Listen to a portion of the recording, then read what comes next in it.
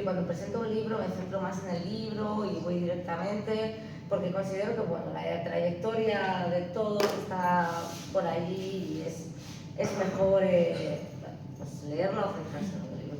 Pero Alfonso voy a presentar lo que sea un poco, porque es que me parece un desperdicio tenerte al lado y no hablarles un poco de ti, de gran aventurero, escritor, persona que eres, periodista, has estado en las noches de la transición, has sido reportero de guerra, has sido un incombustible, periodista internacional.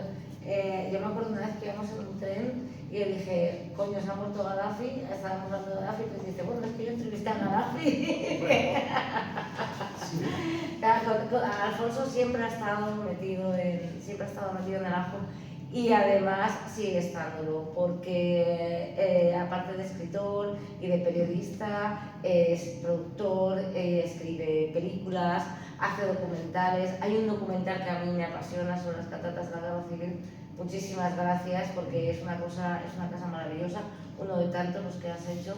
Ha escrito novelas prodigiosas y además ha rescatado del pasado tantas figuras como por ejemplo la de Melchor Rodríguez, el Ángel Rojo. Si no sabéis quién es, estáis tardando, porque será una figura que os enamorará, o la de Tina Hartley, la de los comuneros y tantas otras, ¿no? O sea, siempre estar rescatando todas esas historias deben contarse. Eres incombustible, ya no te dedicas al periodismo, pero no paras absolutamente, sigues contando historias, sigues investigando y eres un pozo de sabiduría. De sabiduría y de alegría. Sabiduría y alegría. Y estamos aquí para presentar el libro Mojar la pólvora, que luego, por cierto, explicarás de dónde viene el nombre de Mojar la pólvora, porque me parece hermoso y muy relevante. En él, Alfonso decide rescatar la memoria de la UMD, que yo en mi ignorancia, la verdad, que no conocía y me ha apasionado conocer. Y se trata de un grupo de la UMD, la Unión Militar Democrática, se trata de un grupo de militares que a raíz de la revolución de los claveles ven en Portugal un espejo y entienden que en España han de hacer lo mismo, que ellos quieren llegar, que vuelva la democracia, traerle al pueblo lo que quieren y desde el ejército poder hacer una cosa parecida a la de Portugal.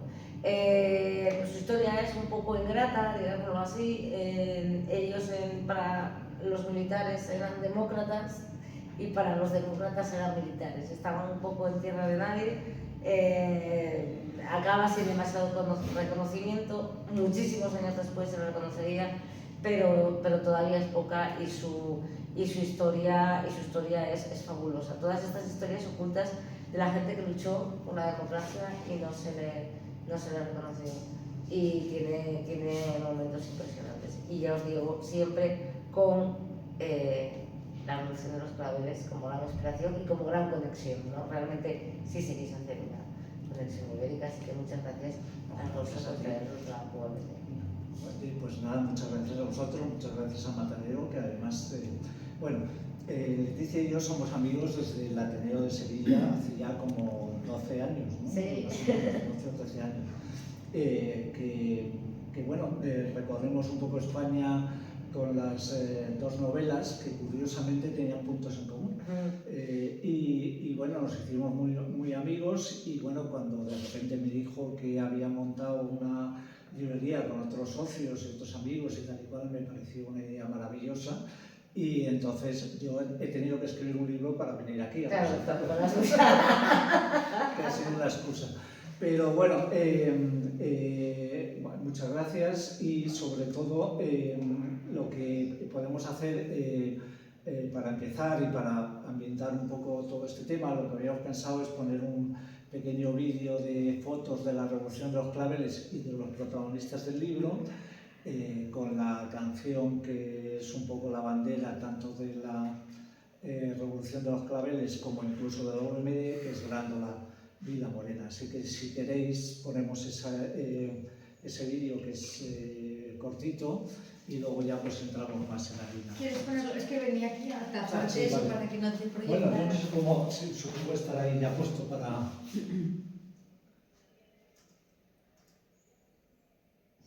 Eso es ya darle, ¿no? Sí, voy a apagar la nevera. es Salgueiro Maya, es uno de los personajes de esa revolución. Pues con esto. Otelo.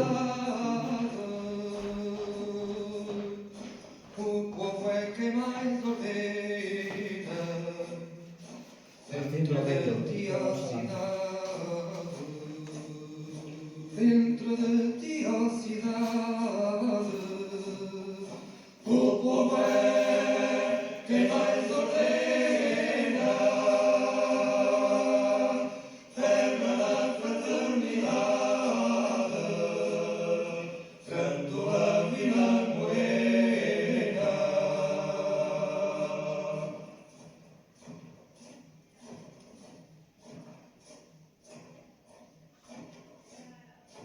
Em cada esquina um amigo, em cada próspera igualdade,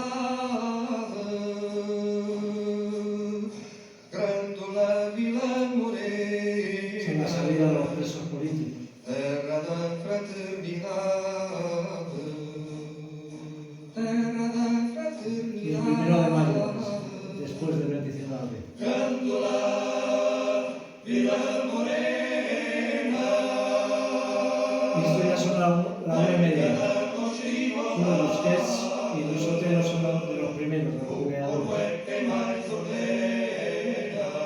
Fuertes, el Darío, Emilio Ibarra, Fernando Reguilén, Jesús Martín Consuelo, à sombra de uma azinheira Abel que Figueiredo, já não sabia a idade. Jurei ter y por este es Bernardo Vidal, que llevó la OMD al Sáhara. grândola a tua vontade. De hecho, Bernardo sacó a Brahim Ghali, el que es ahora el presidente de la UAS, en una ciudad. Y estos son después en la cárcel, cuando están ya en diversos presidios.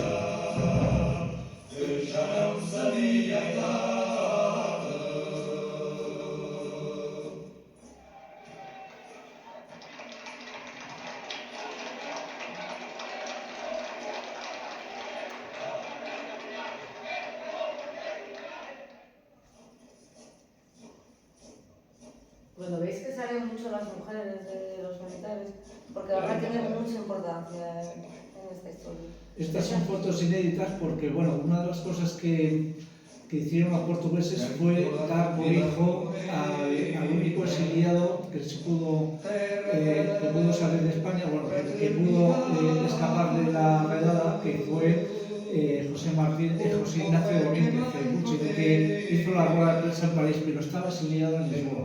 Es una de las historias que cuento en el libro.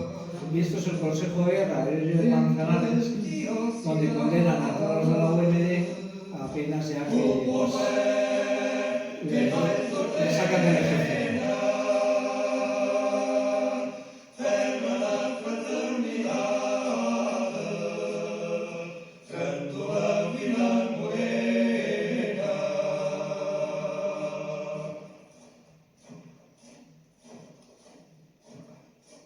Y este es ya el último consejo de guerra cuando viene el exiliado, que es José Ignacio Domínguez, y ya es la última condena. Y Gutiérrez Mediano, que era uno de los, de las personas que están relacionadas con ellos, pero que al final no les apoyan. Con Javier Herrera, que fue el último. Aquí están con varios de los héroes de la Revolución y la entrega de las medallas que tienen en el 2010.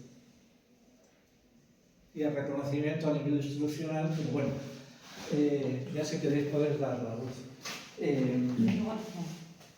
Luego no quieres poner otro vídeo al final. Pero eso sí, al final lo ponemos. Vale, no, ponemos la luz. Vale, vale. Sí.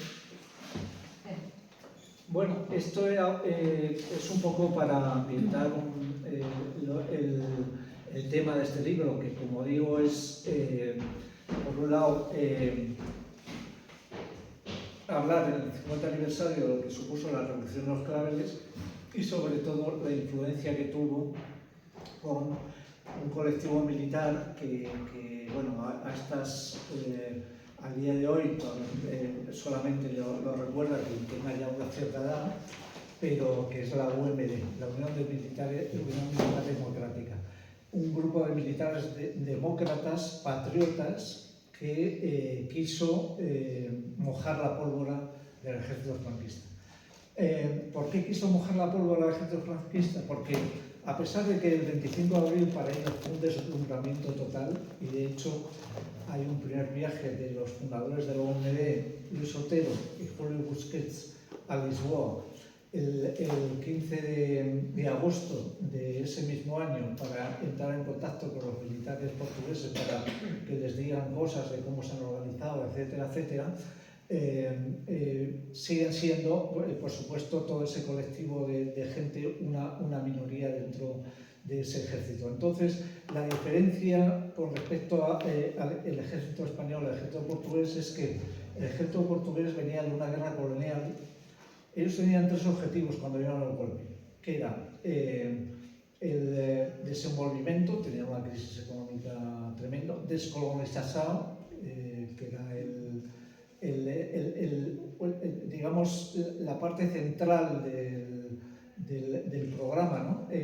Porque tenían una guerra que llevaban ya arrastrando prácticamente una década en Mozambique, Angola, Guinea-Bissau, y que no se le veía fin, porque además era una guerra no solo muy impopular, estaba porque había países que ya habían reconocido a los movimientos de liberación africanos de esos países incluso en mayor cantidad que los que reconocían al régimen de Portugal. Era una guerra muy impopular, no solo por las bajas, sino porque el ejército portugués en ese proceso se da cuenta de que no puede estar luchando contra gente que está luchando por su país, por crear su país, ¿no? O sea, que no era una guerra injusta, su presencia era injusta allí. Toman conciencia de todo eso y ese es prácticamente el leitmotiv de ese golpe. Democracia, desenvolvimiento y descolonización. Y la diferencia con el ejército español era evidente. El ejército español era una estructura prácticamente monolítica que venía de la guerra civil, muy ideologizada, con una parte, digamos, fascista o totalitaria muy evidente, que venía de los militares que habían entrado en la guerra civil por la hermandad de sargentos y alféreces profesionales, y también luego por la falange, etcétera, etcétera, por el movimiento nacional. Y luego había una parte más amorfa, pero muy conservadora, que consideraba a Franco como un gran estratega, cosa que, en fin, es bastante discutible, pero, y gente conservadora sin más. O sea, los demócratas que empiezan a producirse en este país, como en todas las estructuras, también en el ejército a partir de los años 60, eran minoría. Pero una minoría muy activa, porque era gente que leía, gente que tenía otras carreras, y era gente que cuando llegó lo de Portugal pensaron, algo tenemos que hacer. Si estos capitalitos han dado un golpe y nos han dado una lección, nosotros tenemos que hacer algo, no nos podemos quedar aquí. Pero entonces se planteó la cuestión de, ¿vamos a hacer un golpe como ellos?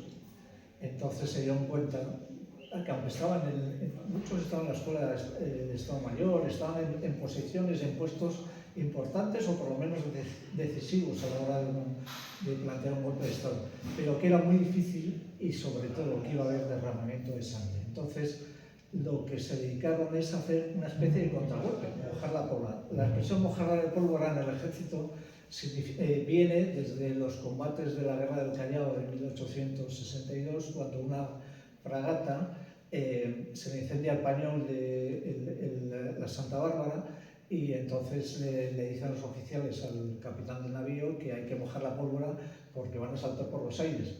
Y entonces el capitán le dice, hoy no es día de mojar la pólvora, apaguen el fuego como puedan, y una vez que la apaguen volvemos al combate, pero hoy no es día de mojar la pólvora. Y esa expresión se queda en el ejército. Y lo utilizan estos militares demócratas, sobre todo Fortes, Busquets y tal, para decir, nosotros no podemos dar un golpe como en Portugal, pero sí podemos mojar la pólvora del ejército franquista. Entonces se dedicaron a eso, a hacer proselitismo, a hacer contactos con los partidos políticos, de alguna manera a plantear que la democracia tenía que llegar a España y tenía que llegar también al ejército.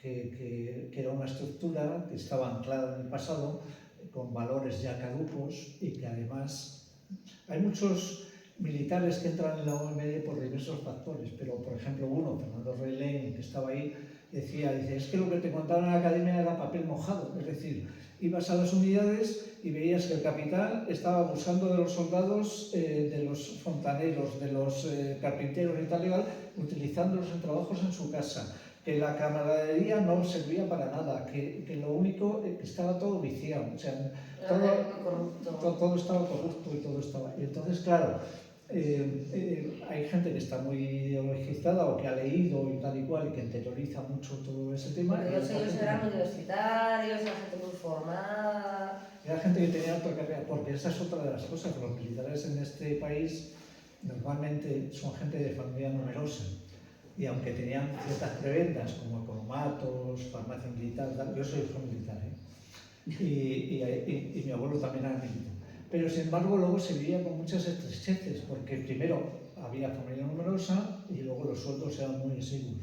Entonces tenían que complementarlo con una segunda ocupación por las tardes, y entonces pues casi todos los medios son profesores o informáticos o en fin, o como Reilén, que acaban en el periodismo, o sea, todos acaban buscando otra ocupación.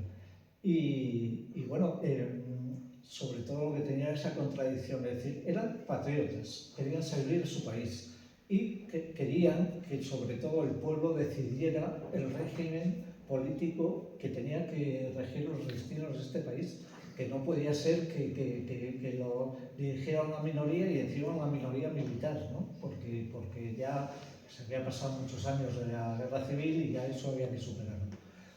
Y eso es un poco el leitmotiv de toda esta gente. Entonces se organizan, por un lado, Barcelona, por otro lado, Madrid y por otro lado, Galicia. Son los tres primeros núcleos, pero luego de ahí se irradian por toda España y todas las armas.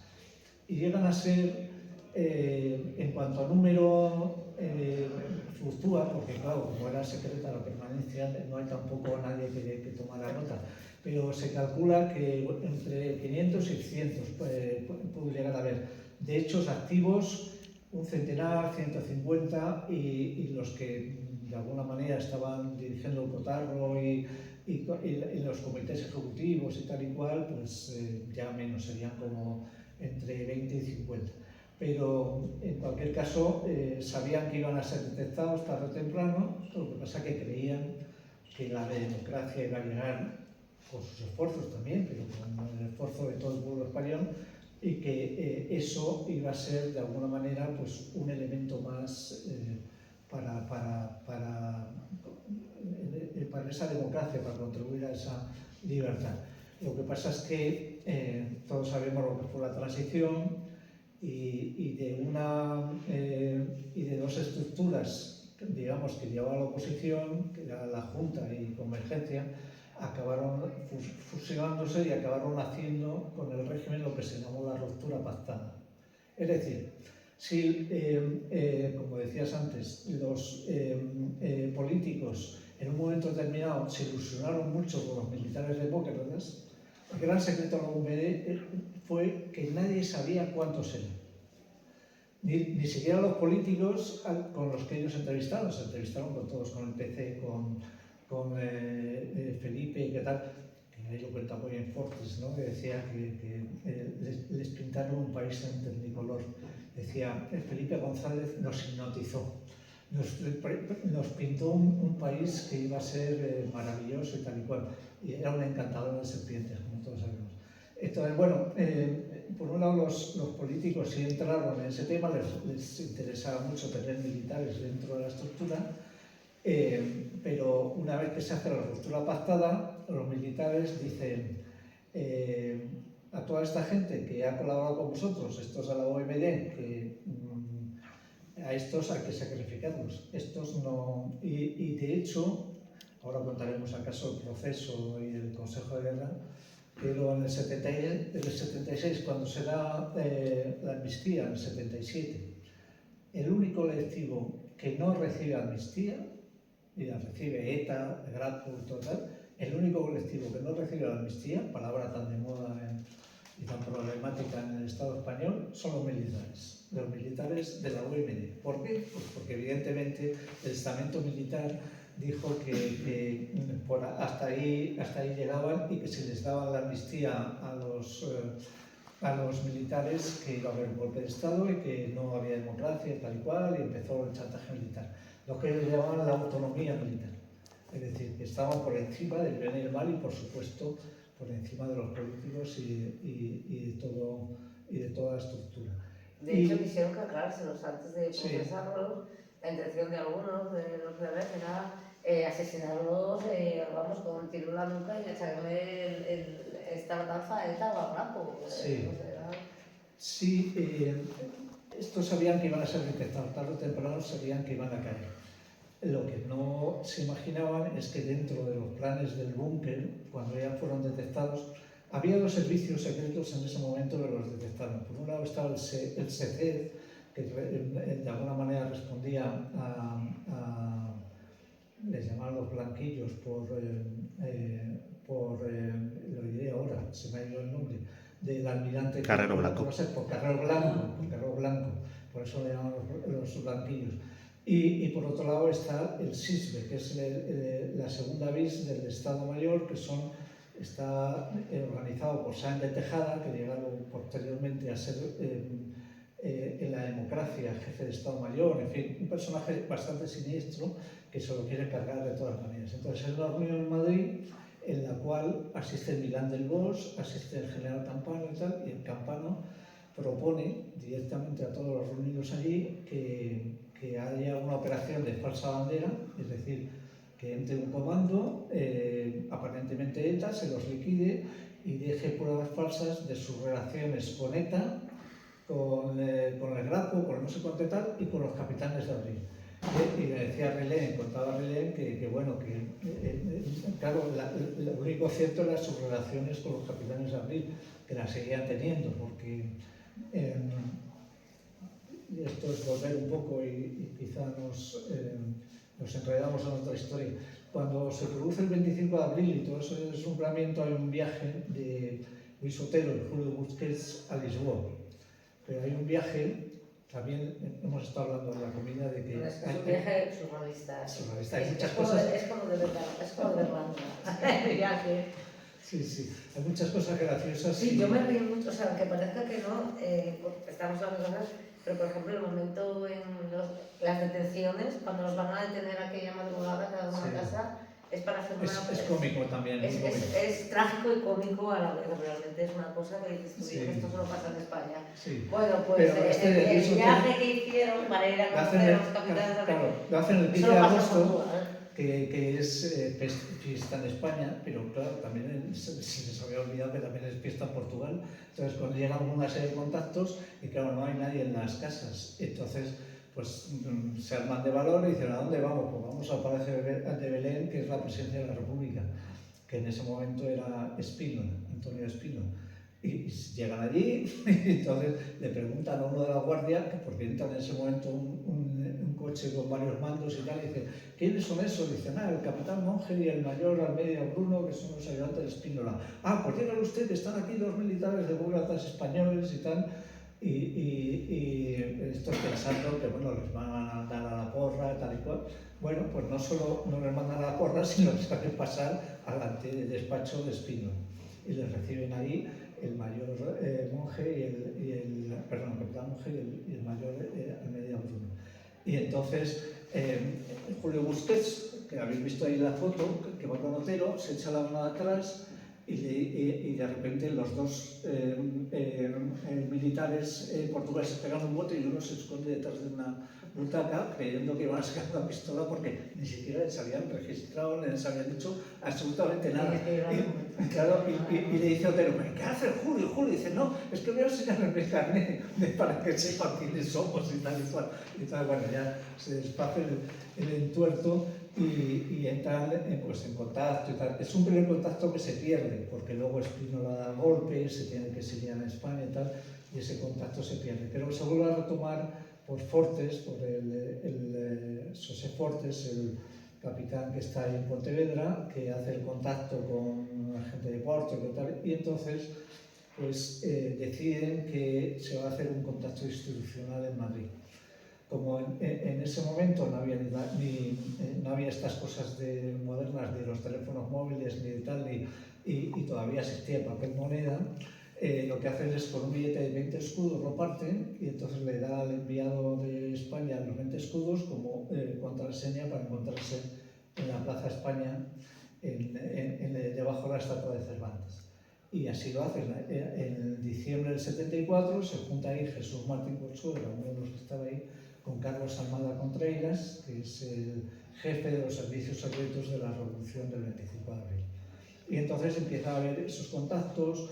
A los portugueses les interesa que haya demócratas españoles que en el ejército que les comprendan, porque los portugueses siempre tenían el fantasma del Pacto Ibérico. El Pacto Ibérico era algo que había hecho Salazar y Franco para intervenir en el país vecino si hubiera dificultades, para pedirse ayuda, sobre todo militar. Franco nunca pensó, sobre todo por el éxito, digamos, popular de la Revolución de los Claveles, que los primeros que les sorprende, por supuesto, son los militares. Cuando dan el golpe y a las 6 de la mañana empieza la noticia a expandirse por Lisboa, y empieza a salir toda la gente a la calle a rodearles, a tal y cual, los primeros que se sorprenden son ellos. Están diciendo a la gente que se quede en sus casas, que no salgan, hasta que no ver qué pasa con el golpe, ¿no? Porque claro, evidentemente hay fuerzas en la calle, hay resistencia al régimen, hay un posible enfrentamiento, que es el que tiene Salgueira Maya con José Álvarez Costa, con otros que decíamos ahí en la torreta, que es donde se vive la revolución. Pero es decir, los primeros sorprendidos, y eso, los primeros que toman nota también son los españoles, el ejército español, sabiendo que no puede haber una ayuda a unas fuerzas espinolistas, salazaristas o de Caetano y tal, que ya han sido barridas de ahí. Entonces, pero a pesar de eso, los portugueses tienen el rum en la oreja de que los españoles puedan hacer algo. Y de hecho, cuando Spínola se exilia en España, organiza desde España la contrarrevolución con comandos que entran en Portugal para atentar, para quemar sedes de partidos. Hay los muertos que no hubo en el golpe se empiezan a producir luego 2 años después, un año y medio después con el tema de Spínola. Pero bueno, volviendo a la UMD, los cogen, hacen una redada, no hacen el tema de cargárselos, porque curiosamente Milán del Bosch y todos los que están ahí presentes dicen: eso es una barbaridad, son compañeros nuestros, te vas a enfrentar tú con un juzgado, porque la democracia tarde o temprano va a llegar. Porque Franco va a morir, sí, exactamente. Y no tenemos problemas. Exactamente. Eso lo dijo Milán del Bosch. Sí. Milán del Bosch, Y hace falta ser cínico. Que no, pero luego es cuando ya San de Tejada, el del servicio secreto, el SISBE de la segunda BIS, plantea todo esto, dice: bueno, les podemos detener, porque además esto les podemos encauzar, les podemos meter una condena gorda, tal y cual, no sé qué, pero yo necesito una denuncia para eso. Entonces Milán del Bosch, como comandante y jefe de la corazada Brunete, que está en ese momento, el que hace la denuncia contra los militares de la UMD, y por eso se producen esas detenciones a las 6:30 de la mañana, porque además los capitanes tienen que ser detenidos según el Código de Justicia Militar ni siquiera por un igual, por un oficial superior. Es decir, que se producen las detenciones siempre por un teniente coronel o un comandante o alguien de una graduación superior, y siempre con guardias civiles o con policías, en fin, en realidad con guardias civiles, que son los que se inventan. Entonces se producen en momentos de esas detenciones absolutamente surrealistas también del todo, ¿no? Como Fernando Relén, que les recibe en pelotas, otros que están ahí con los niños. Bueno, me contaba Rosa Laviña, la mujer de Javier Herreros, Antonio Herreros, es el último que detienen, que es muy graciosa, y además cuando hago las presentaciones con ellos nos divertimos mucho. porque están todo el comando ahí entrando tal, y ella ve a su hijo Javier pegado a la pared, escondiendo algo, llevándose tal y cual. Le pregunta, pero Javier, ¿qué haces? Dice, es que no quiero que se lleven mis caramelos. Son muy malos. Y hay uno de los hijos, un niño pequeño, todos eran jóvenes, tenían niños muy pequeños, a las 10 de la mañana, cuando uno de los hijos, no recuerdo de quién, coge una pistola de juguete, se la pone al policía que está deteniendo, se lo pone aquí, el policía piensa que es el hijo de un militar, esa pistola puede ser de verdad, y el tío se descompone, bueno, y se arma allí una... Sí, son momentos muy graciosos. Y parte de la familia cuando, pues también escondiendo la documentación, porque aunque tenían muy claro que iban a caer y tenían ya digamos, precauciones para todo esto, pues claro, como decían ellos, dices que nosotros no habíamos aprobado la asignatura de clandestinidad, ¿no? Porque claro, o sea, todavía los partidos políticos, el PSOE, el PC, tal y cual, pero nosotros, el ejército, ya ves. Y entonces, pues bueno, pues hay algunos que los tienen escondidos por una parte, otros por otro, otros que lo queman, que lo van a quemar, las mujeres, en fin. Yo me consta que me puse a pensar, ¿cómo destruir documentos en 5 minutos? Alguien viene a mi casa, creo que tengo una padre. Bueno, había un procedimiento, y te lo cuento. Primero, tenías que meter en un sitio cerrado, quemarlos. Y luego, con esas cenizas o lo que tal y cual, echarlos por el baño y tirarle a la cadena las veces que hagan falta. Lo que pasa es que en una de esas detenciones se atranca, bueno, había tanto papel que ya se atranca. Entonces, lo que hace el hijo es coger una bola de papel y tirarlo por la ventana a un patio, con la curiosidad de que casi le cae a la portera que está en ese momento limpiando, ¿no? Y que ve que como cae un montón de... Ahí el más precavido de todos era Julio Busquets, que estas cosas de agente secreto o lo que sea, tenía tanta... Como ya había sido seguido por los servicios de información antes de todo esto, porque la UMD lo que hace es aglutinar a gente que ya era demócrata del ejército. Gente que ya tenía inquietudes, que ya había intentado hacer cosas. Entonces, había algunos de ellos, como Julio Busquets, que al final acaba en el PSOE, posteriormente a la democracia y siendo diputado.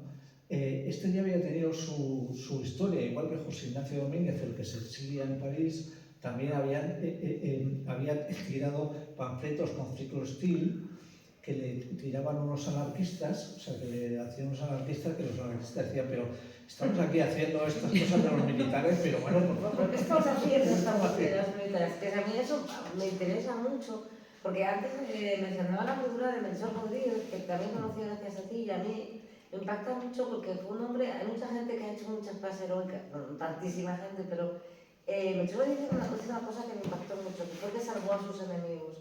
¿No? Es muy heroico salvar a los tuyos, por supuesto, pero salvar a tus enemigos es algo muy, muy conflictivo. Y un poco está en una posición incómoda. Y un poco les pasó un poco a los de la UMD. Quiero decir, los suyos, los militares, para ellos eran unos demócratas, unos comunistas, los repudiaban. Sin embargo, ellos que no querían vincularse con ningún partido político, no estaban vinculados con ningún partido político, simplemente con la democracia y los valores demócratas, para los demócratas, para los políticos, eran militares, eran fascistas, no querían saber nada. Entonces estaban en no tierra de nadie, de nuevo eran héroes que hacían cosas que no eran populares. Sí, bueno, pero más que para los políticos eran gente del ejército, claro, era gente que en un momento determinado esa moneda de cambio ya no les servía. Es decir, cuando pudieron utilizarles o pudieron amenazar al búnker con los militares demócratas, lo hicieron. Pero cuando ya se había pactado la llegada de la democracia y el ejército había impuesto sus tesis de decir de acuerdo, pero a nosotros no nos tocáis.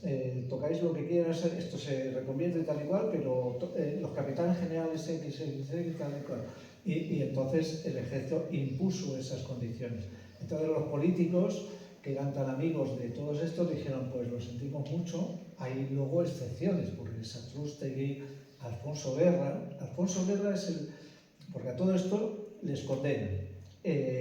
y les mandan pues, varias penas, desde 8 años hasta 4 años. Todas eran separación del servicio, abandono del ejército.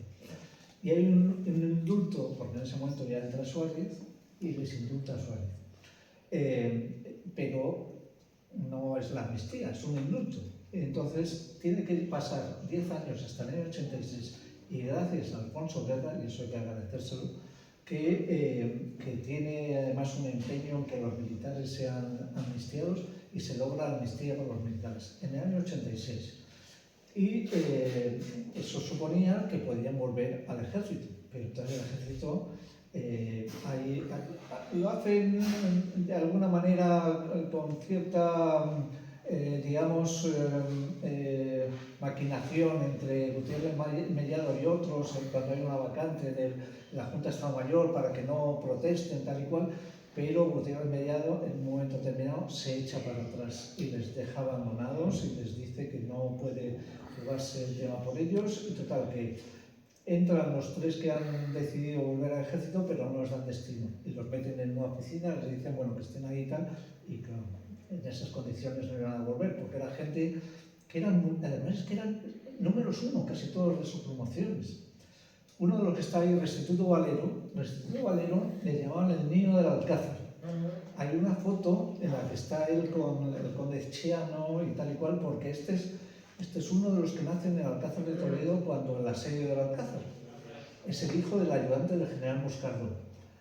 Y claro, que el número 1 de su promoción, número 1 de los paracaidistas, era uno de los que tenía más prestigio dentro del ejército.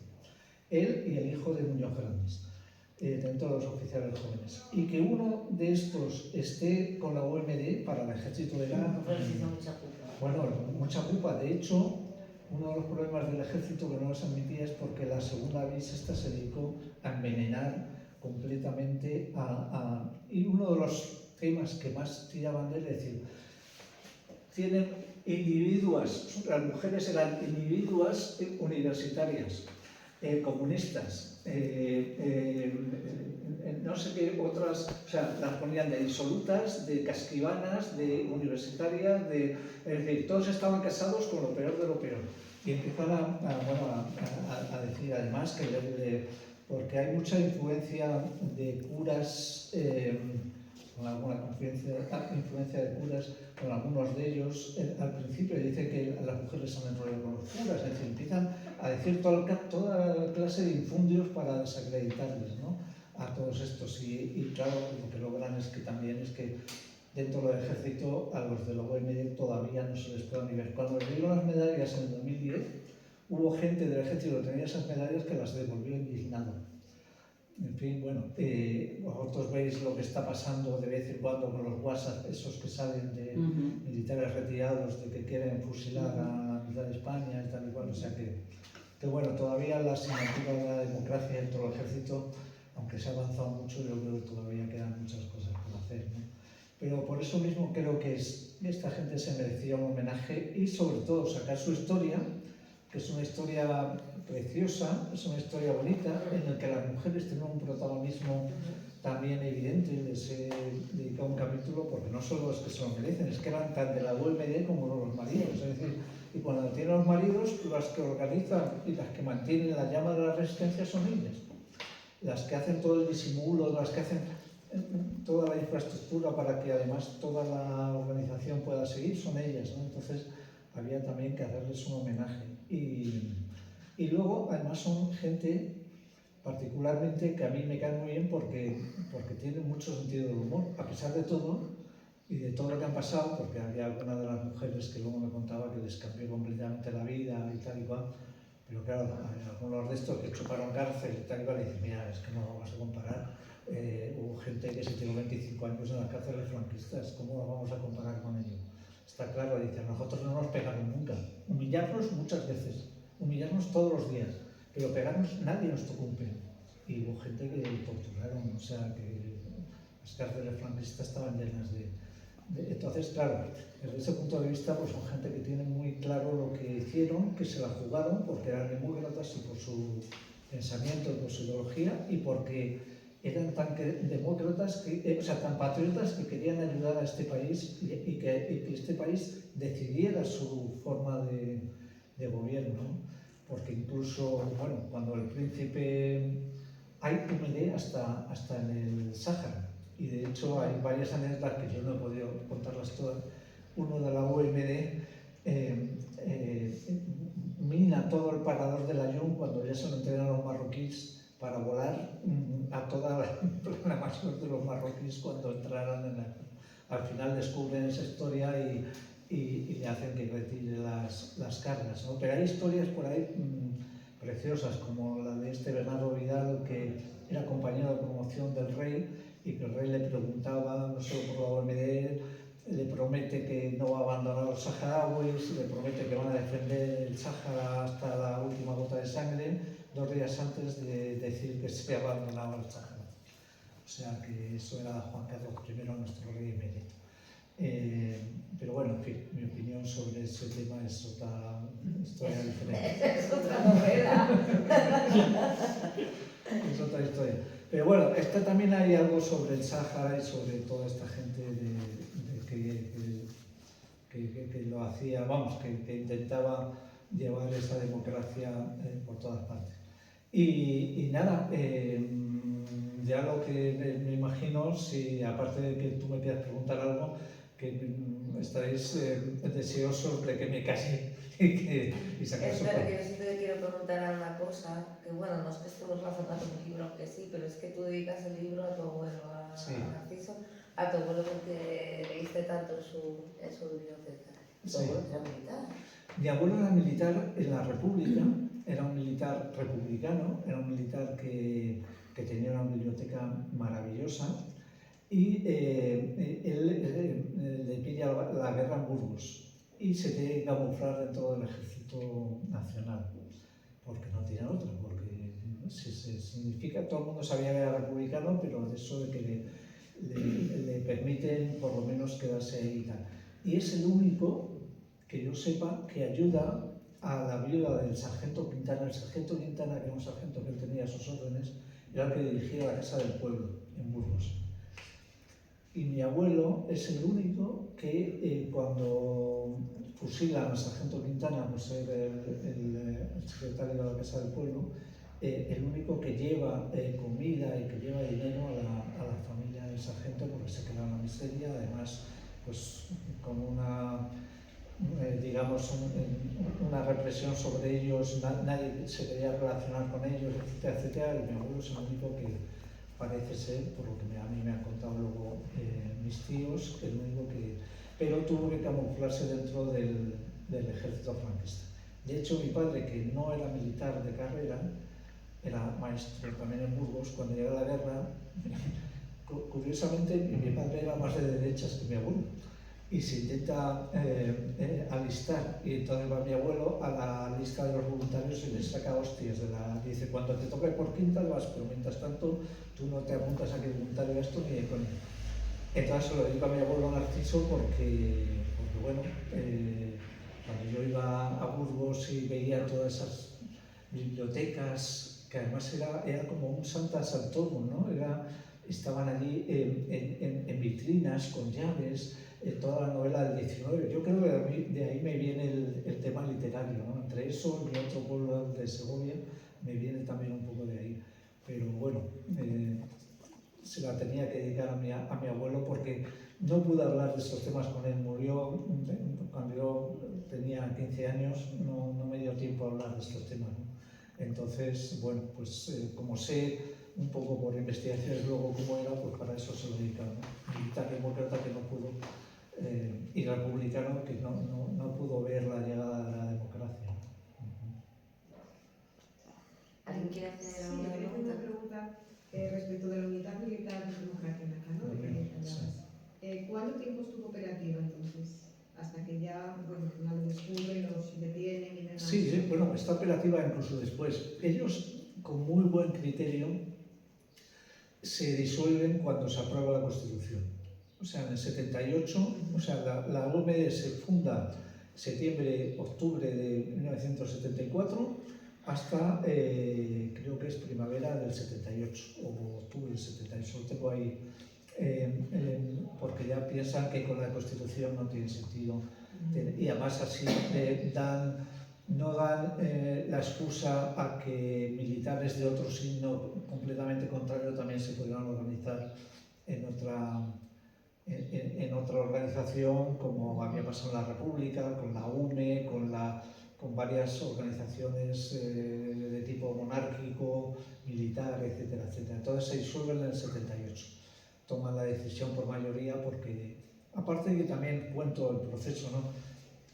Todo un grupo como este que les une la ideología, pero también la camaradería, o sea, son hermanos de armas también, ¿no? Y les une una especial sensibilidad sobre el país, sobre la historia, etcétera, etcétera, pero que no están preparadas para la lucha clandestina y para todo lo que han sufrido, pues también sufren procesos de deterioro entre ellos. Entonces hay al final un enfrentamiento, digamos, entre Madrid y Barcelona, centrado en las figuras de Luis Otero y Julio Busquets, que son los dos máximos líderes exponentes un poco de cada parte. Aunque luego, muchos años después, se hacen las paces, hay un momento casi de ruptura, porque Julio Busquets, que era uno de los organizadores con Luis Otero, no es detenido.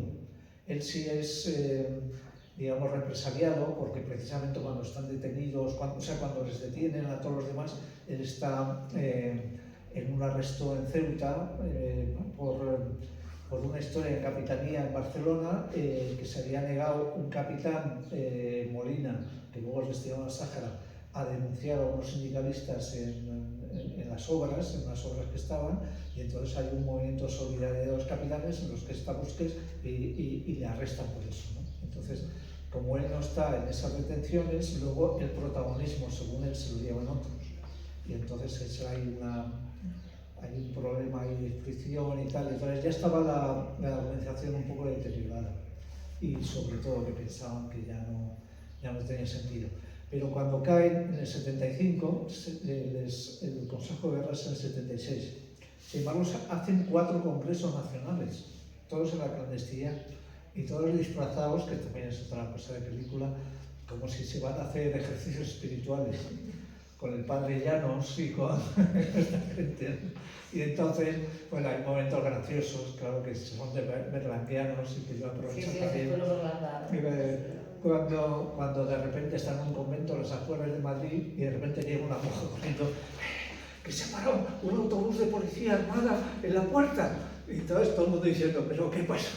Así. Bueno, se habían parado porque iban a una misión y iban a echar un cigarro y justo habían parado en la puerta del convento. O sea, pura casualidad, pero de repente cunde la alarma, ¿no? en toda la historia, porque están de ejercicios espirituales, decía el padre Llanos o el padre otro, se iban a la habitación de al lado con sus lecturas y sus cosas, y si nosotros seguíamos allí toda la noche, fumando, bebiendo, porque claro, era una nube aquello tal y cual, hasta las 6, las 7, las 8 de la mañana les daba el amanecer discutiendo, porque, bueno, eran demócratas y lo discutían todo, hasta para cualquier coma, ¿no? Lo curioso es que el programa que tienen político y de defensa es un programa bastante conservador, que decir que ellos sabían perfectamente el terreno en el que estaban, o sea, ya con mojar la pólvora tenían bastante, es decir, con hacer un ejército profesional, un ejército que respondiera a las necesidades de la defensa del Estado, que estuviera organizado de una manera racional, y pues ya con eso ya era ser muy revolucionario para el ejército, ¿no? Pero bueno, estuvieron hasta el 78, ya se disolvieron, pero mantuvieron la amistad durante toda la vida. Y hay una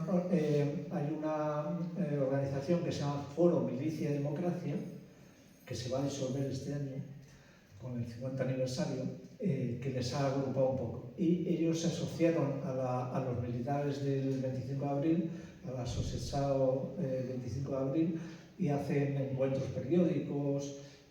Cuando salieron de la cárcel, iban de vacaciones a Portugal, se quedaban en las casas de los capitanes de la Revolución. O sea, han hecho amistades indestructibles, todos estos han sido los máximos exponentes del diálogo ibérico, curiosamente.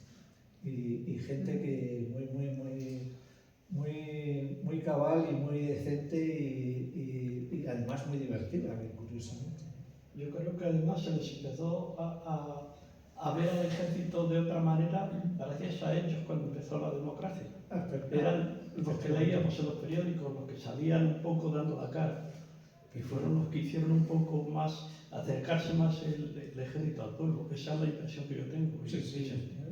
Y es una impresión absolutamente correcta y certera, porque sí, empezamos a ver el ejército decir, no son todos, son fachas y son gente franquista, efectivamente, dignificaron un poco. Y este Busquet fue uno de los más. El Busquet era como el representante de todo y todo tipo de prensa. Sí. Pero fíjate que Busquets cuando se disuelven, que es en el 78, él meses antes ya se ha afiliado al PSOE y dentro de sus reglas, dentro de su decálogo, estaba que no podían pertenecer a ningún partido político. Entonces, en el momento en que un militar se adscribe o se apunta a un partido político, deja inmediatamente de pertenecer a la UMD. Entonces, Busquets, que es uno de los miembros fundadores, de hecho, hay una reunión en Barcelona que son 12 los miembros fundadores, ¿no? Y Busquets, por supuesto, es uno de ellos. Y en ese momento que se afilia al PSOE, pues deja de pertenecer a la UMD. ¿Cuál era su plan de Máximos? O sea, ¿había pensado incluso en un golpe de Estado parecido al de Portugal o ni se lo plantean? No, en un momento determinado es una discusión que mantiene en varias, incluso en alguna de esas asambleas nacionales se lo plantean. De hecho, en el juicio les pillan, el único documento que les pillan un poco comprometedor es una especie de mapa de las unidades en las cuales definen claramente el papel de cada uno de los puestos que tienen que neutralizar en el caso de un golpe fascista, porque con la asociación de Franco que hablábamos antes, hubo un intento por parte del búnker franquista por ocupar todos los resortes del poder, todas las capitanías, la Junta de Estado Mayor, todo. Y bueno, ese movimiento se pudo evitar, entre otras cosas, por medio de la acción de gente de la OMD. Pero en ese documento que te digo, lo que estaban es sobre todo señalados en las capitanías y tal, los puestos y tal igual, para el caso de que hubiera un golpe fascista contra el pueblo, que es lo que no quería la OMD, neutralizarlo, ¿no? Eso fue una de las cosas que, bueno, porque claro, es que 2 de los detenidos estaban en la Escuela de Estado Mayor, o sea, estaban en el Estado Mayor, o sea, estaban en el meollo de lo que se cocía en ese momento, ¿no? Voy a contar algo ahí que se me ha ido. Bueno, la UMD, aunque se disolvió en el 78, todos estos miembros estuvieron activos y sobre todo en diversas organizaciones como Saconia o tal y cual, se dedicaron a reventar golpes de Estado. O sea, 3 golpes de Estado de los que tenemos noticias no prosperaron gracias a la acción de la gente de la OMD, que ya no estaba organizada la OMD, pero seguían siendo demócratas y seguían teniendo muchos amigos en el ejército y seguían siendo, bueno, de hecho, Suárez, Felipe González y tal, a quien primero pulsaba cada hora de hacer cualquier cosa en defensa, eran los de la OMD, para que supieran por medio de sus contactos qué estaba pasando en los cuarteles, etcétera, etcétera. O sea que fueron decisivos y esa es una contribución a la democracia que no se les ha reconocido.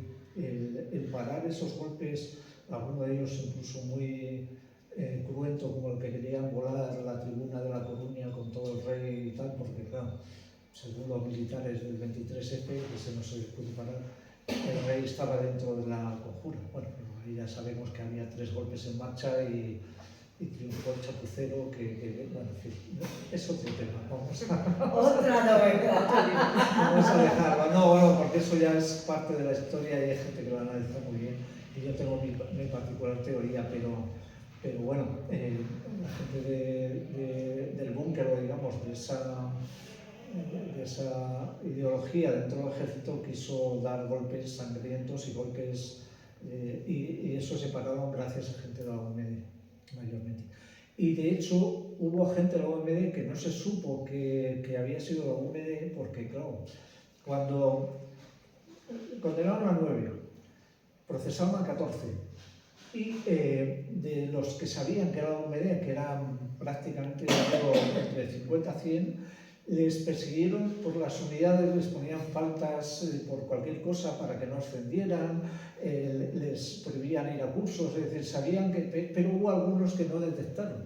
Entonces, entre ellos, uno de la UMD llegó a jefe de Estado Mayor, es decir, un general, y además todos estos se jugaron al generalato, porque todos estos eran capitanes, todos los de su promoción y tal, todos acabaron, bueno, ahora ellos tienen el título de coronel o teniente coronel o tal y cual, que es absolutamente claro, honorífico, pero todos los compañeros de promoción acaban de generales, todos han sido generales, o teniente general, o en fin, todos han triunfado en su profesión, y ellos se fueron la carrera y se jugaron todo por su idea, claro. ¿Quieres poner las fotos? No, más que nada podemos poner los vídeos, el vídeo del 50 aniversario. Voy a apagar las luces. Lo moví para que no se proyectara encima de vosotros.